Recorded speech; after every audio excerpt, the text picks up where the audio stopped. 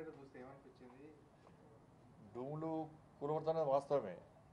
ఎందుకంటే ఇలా ప్రజా సమస్యలు కాబట్టి, ప్రజలు ఇబ్బందులు ఉన్నారు కాబట్టి, తన రాజకీయ కవిత్వం చూడొద్దు కాబట్టి ఈరోజు నేను మొట్టమొదటిసారిగా సచివాలయం కూడా జరిగింది. ఇప్పుడు డూములు కూర్చోకుండా ఏం చేస్తారన్నా, 9 అంతస్తుల బిల్డింగ్కు 3 అంతస్తులు డూమ్లే కట్టిపోయాడు. 3 అంతస్తులు డూమ్లే. దానిలో సరే అప్పుడు కేసీఆర్ మంచిగా జల్సాగా బతుకుతాడు కాబట్టి పెద్ద రూమ్ కట్టుకున్నాడు.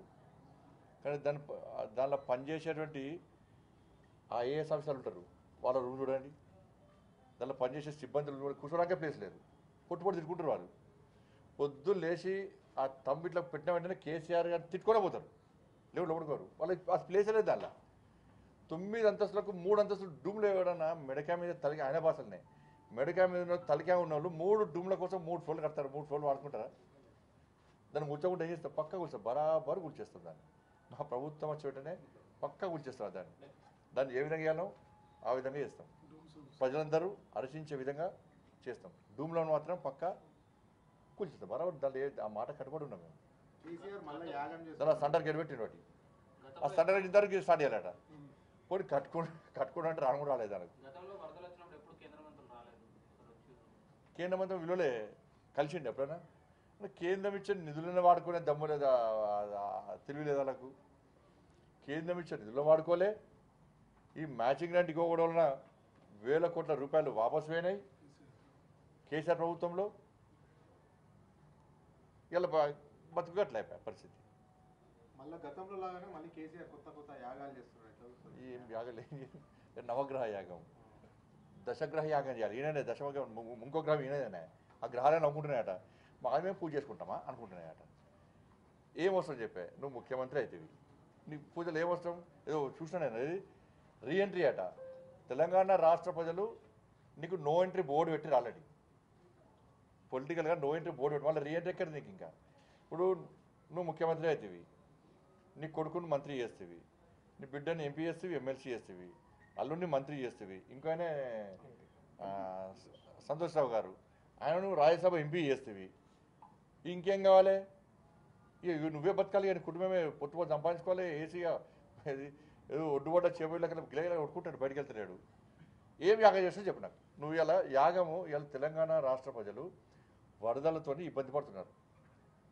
అతి భారీ వర్షాలు పడడం వలన కొన్ని ప్రాంతాల్లో ఆస్తులు వేనాయి, బ్రిడ్జులు కూలినాయి, పొలాలు వేనాయి, పోల్స్ వేనాయి, రైల్వే ట్రాక్లు వేనాయి, మొత్తం ఎక్కడికెక్కడ కూలిపోయినాయి.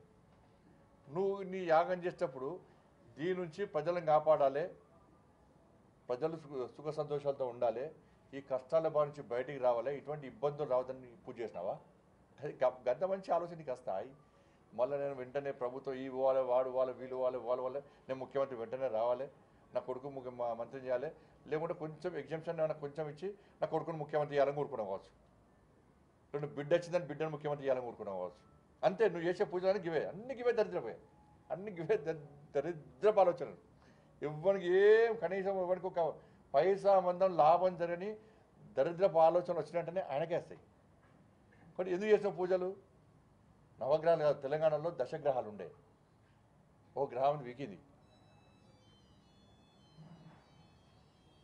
కానీ మళ్ళీ స్టార్ట్ చేసిన పూజలు ఇక మళ్ళీ నమ్మిస్తారు ఇక అందరినీ. ఇక మళ్ళీ అది ఉందో మళ్ళీ నాకు మళ్ళీ ఇప్పుడు ఏమొచ్చిందంటే, ఎమ్మెల్యేలు అందరూ అటు ఇటు వీక్తురు కదా, కొంతమంది పూజలు చేస్తారట, వాళ్ళు ఇచ్చినవి బోకే ముట్టద్దట, వాళ్ళు ఇచ్చిన భోజనం పెడితే అటే అటు మొత్తం వాళ్ళు ఏం చెప్తా తింటారట.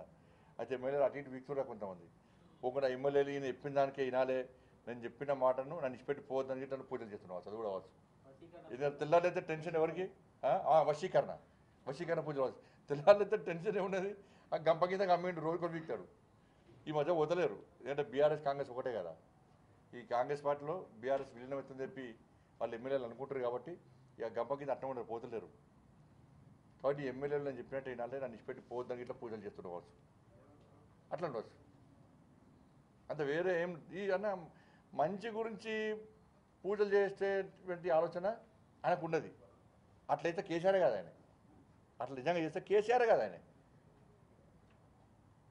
ధన్యవాదాలు.